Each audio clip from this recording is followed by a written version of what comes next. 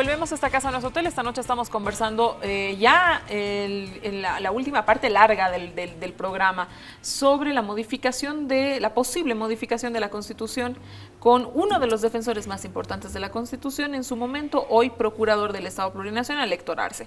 Héctor, la oposición dice que habían modificaciones más importantes que hacer a la Constitución, como el tema de la justicia, como ha declarado el presidente y el vicepresidente. El anterior domingo en este programa hemos tenido una polémica alrededor justamente de ese tema.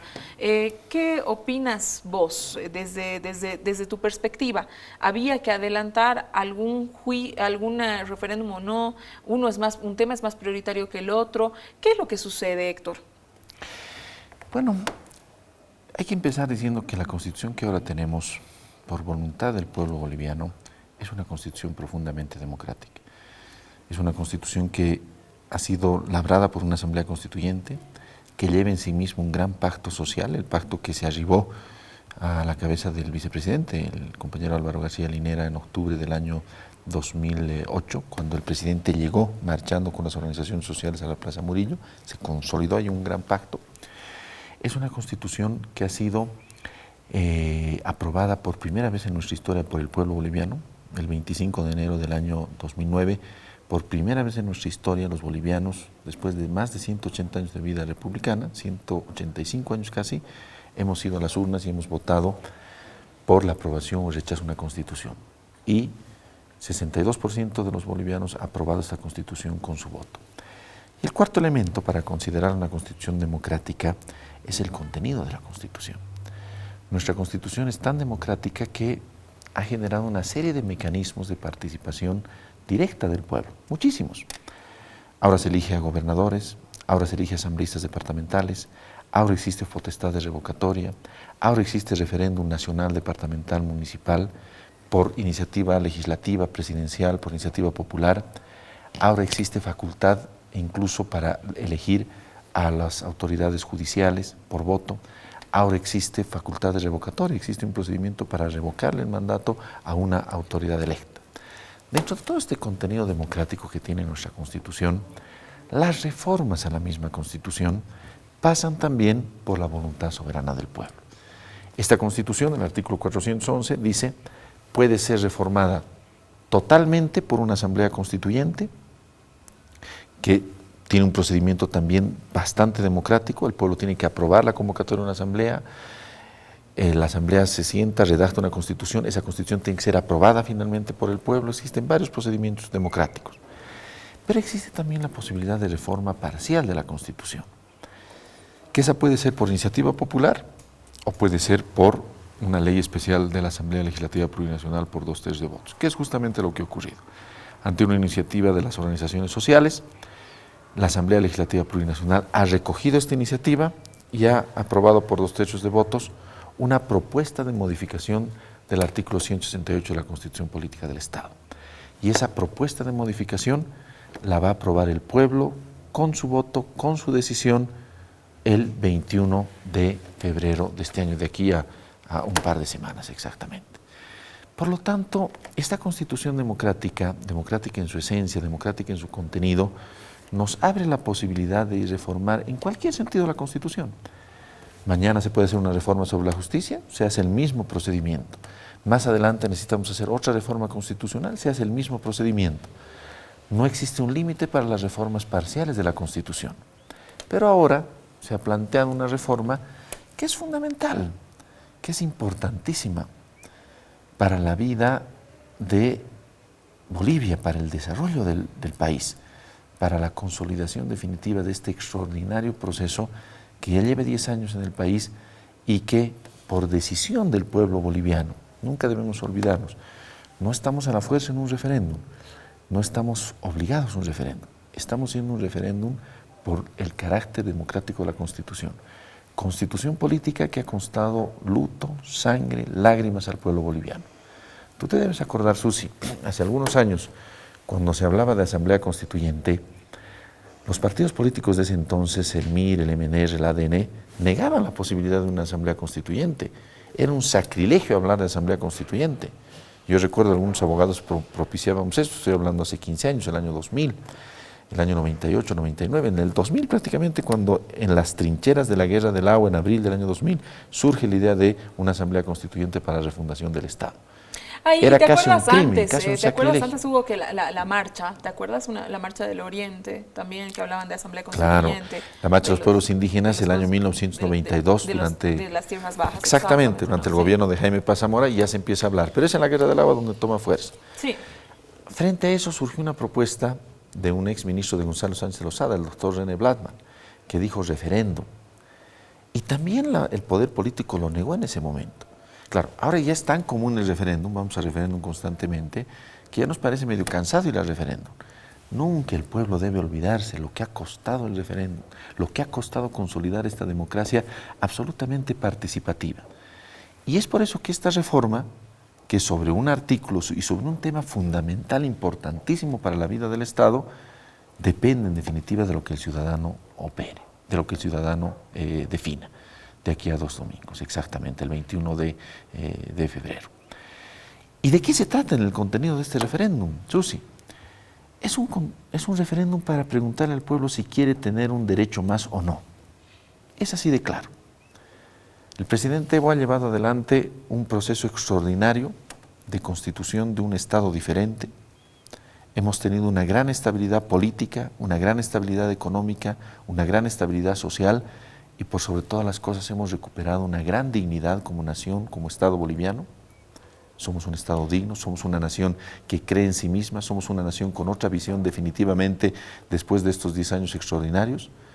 Y la pregunta al ciudadano es, de aquí a 4 años, ¿quiere usted tener la opción de elegir nuevamente al presidente Evo Morales, si usted así lo quiere, si usted califica como positivas todas estas gestiones durante estos años de construcción de una visión diferente, de una estabilidad diferente, de un país diferente, de un país mejor para dejarle a nuestros hijos? Cuando la oposición dice que se estaría violando el espíritu de la Constitución, de la propia Constitución que el MAS hubiera impulsado, ¿qué opinas de esto? Tú en calidad, primero, de defensor de la Constitución y 2, de abogado del Estado.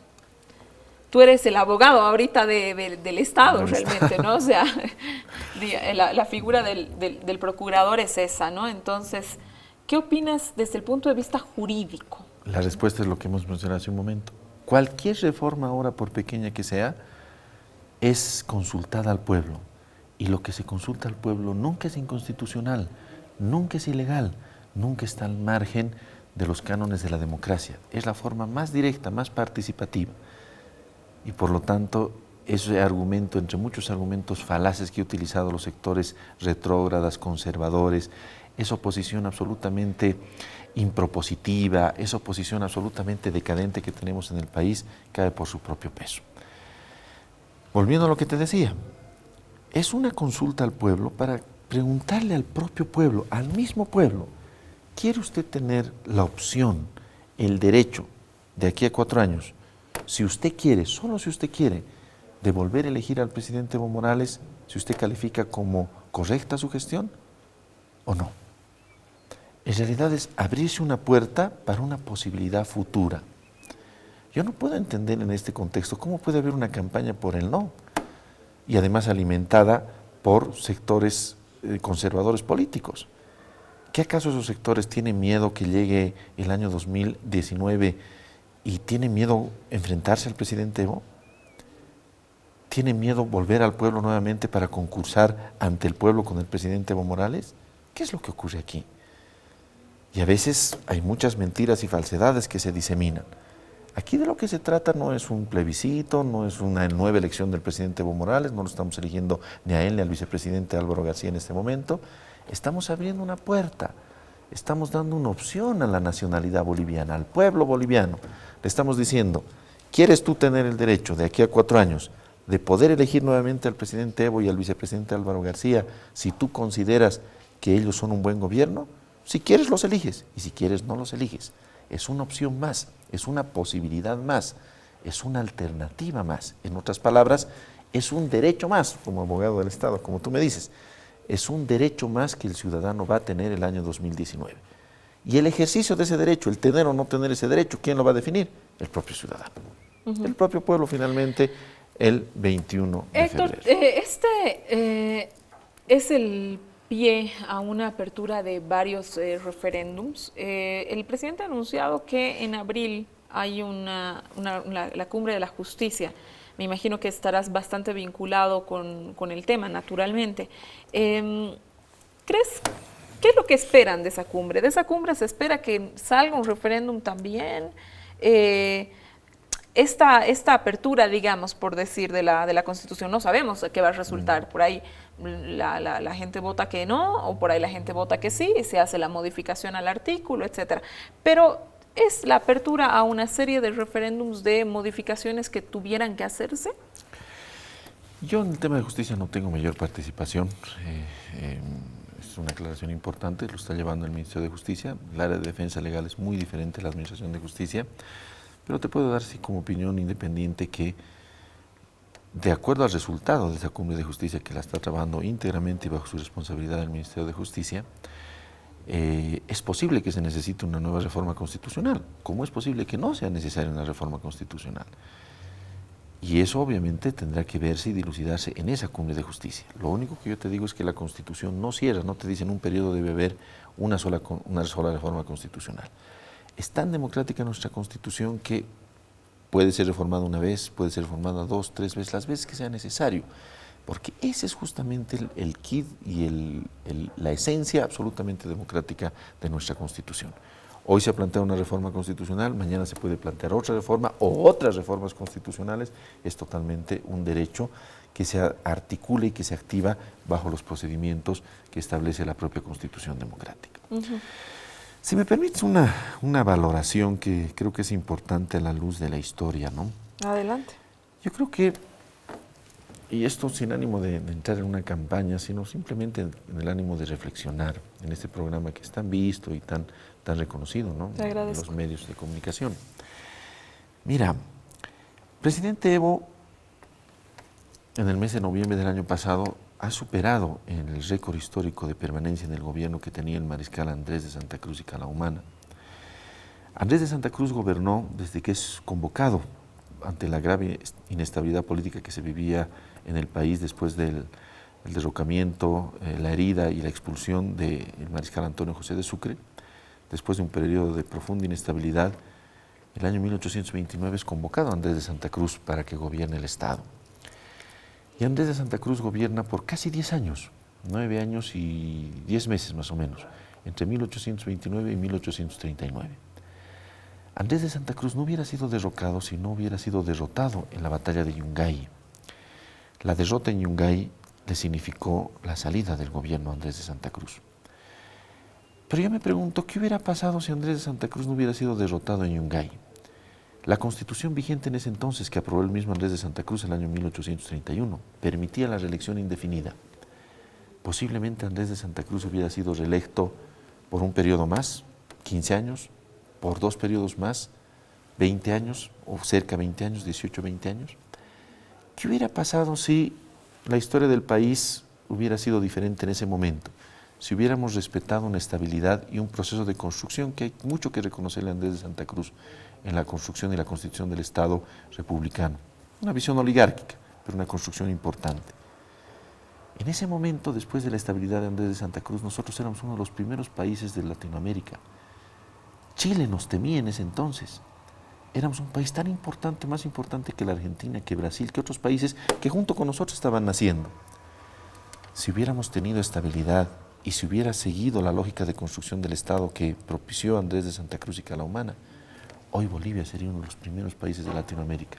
Seríamos quizá más grandes que Chile, que Argentina, que el propio Brasil. La estabilidad es la clave de la constitución y la creación de los grandes estados. Si no, mira lo que ha pasado estos 10 años. En estos 10 años, y reitero, una gran estabilidad política nos ha generado una gran estabilidad económica. Un solo dato, el más importante de todos. La extrema pobreza en estos 10 años, Susi, se ha reducido del 38% al 16%. 22% de personas que antes vivían en extrema pobreza ya no viven en extrema pobreza. 22% de 10 millones de habitantes son 2.200.000 personas ya no viven en extrema pobreza. Y para las Naciones Unidas, ¿sabes qué es vivir en extrema pobreza? es irte a la cama con hambre. En Bolivia hay más de 2,5 millones, casi 2,5 millones de personas que ya no pasan hambre gracias a la estabilidad económica de estos 10 años. Esa estabilidad económica nos ha traído una gran estabilidad social.